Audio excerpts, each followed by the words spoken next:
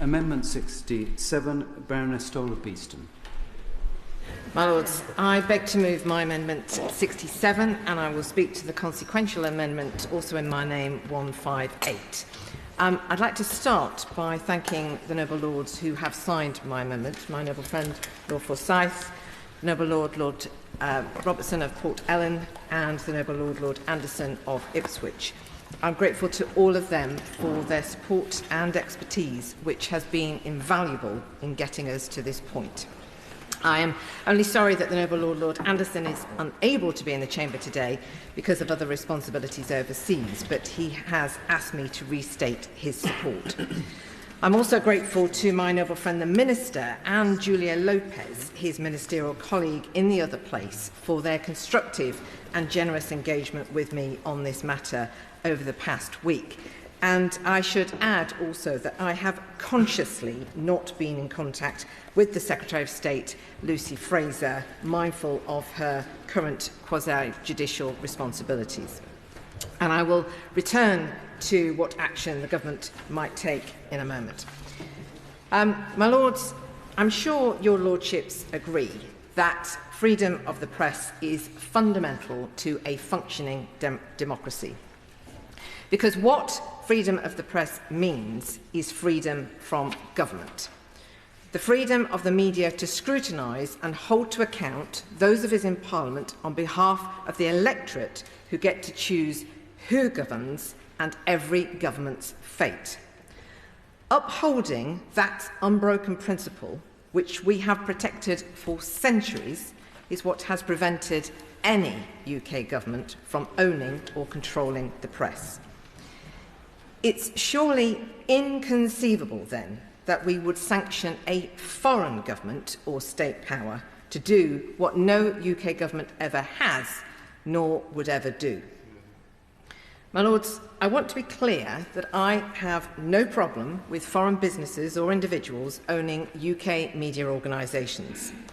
Today's foreign UK media owners are a large reason why we have a thriving media environment that is financially independent of government. And I recognise the importance and value to our economy of foreign inward investment to a range of different sectors. The stark difference between foreign businesses and foreign governments is that if the latter were allowed to own our news media, it would raise big questions about foreign policy, editorial independence, and the relationship between an outlet's owners and its coverage. My Lord, we can't ignore that public trust in news, Parliament, and the political class has fallen significantly in recent years. And allowing foreign governments to own such a critical and sensitive part of our nation would damage public confidence in all of us yet further if it was allowed to happen. Only yesterday, Lord Ashcroft published a poll showing that 2/3 of the British public do not support foreign government ownership of UK media. And the same poll showed that this is not a partisan matter, with a similar percentage of voters supporting all the major UK parties sharing the same view. The British people might not always love the British media and all that the media does, but the principle of press freedom is certainly one that matters to them. This principle is in jeopardy because of the proposed takeover of The Telegraph, Sunday Telegraph and Spectator magazine by Redbird IMI, a fund that is 75% backed by the UAE. Now, the action taken to date by the Secretary of State for Culture, Media and Sport and the instructions she has issued to Ofcom and the Competition and Markets Authority to investigate the takeover are very welcome. And they demonstrate that the government recognises the well-evidenced concerns about the potential for editorial influence and the risk of censorship by the UAE government. But my concern, which I know many noble lords and members of the other place share, isn't just about the potential acquisition of those important newspaper titles. What this situation has exposed is that, in law, there is nothing that clearly prohibits the acquisition of a UK news organisation by a foreign power or organisations under significant foreign government control. So whilst we are relying on the Culture Secretary to reach the right decision and uphold our press freedom, there is nothing in the current legal framework which provides certainty that she can and will. And this is particularly worrying at a time when some parts of the UK news media face significant economic challenges. What my amendment seeks to do, therefore, is close that gap in the law. In simple terms, my amendment would prevent the acquisition of a UK news media organisation by a foreign government or power without the explicit approval of Parliament. If passed, it would provide an additional and vital barrier of protection for press freedom in this country. The consequential Amendment 158 ensures that the new clause in Amendment 67 would take effect immediately that this bill receives royal assent.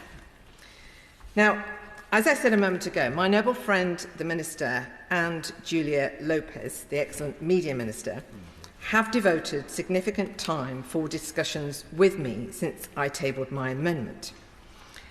I don't doubt their commitment to finding a way to provide the legal certainty that we are currently lacking.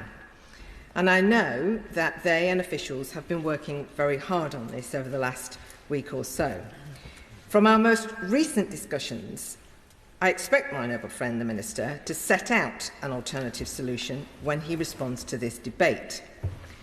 And I will listen carefully to what he has to say.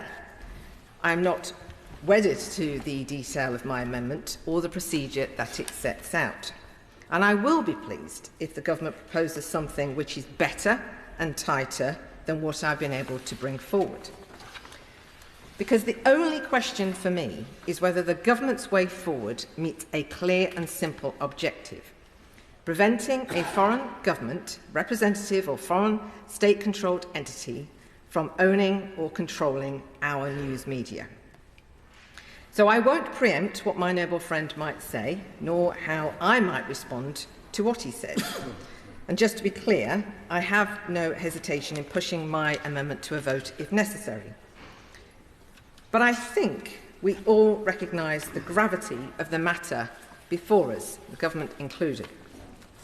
And I'm confident from the reaction and strong support that I've received from noble lords around the House and members of another place that there is a collective desire to meet that simple objective. Indeed, we must meet it, because if we don't, the freedom of our press is at stake. My Lords, I beg to move. Yeah. Amendment proposed after clause 146. Insert the new clause as printed on the marshalled list. My Lords,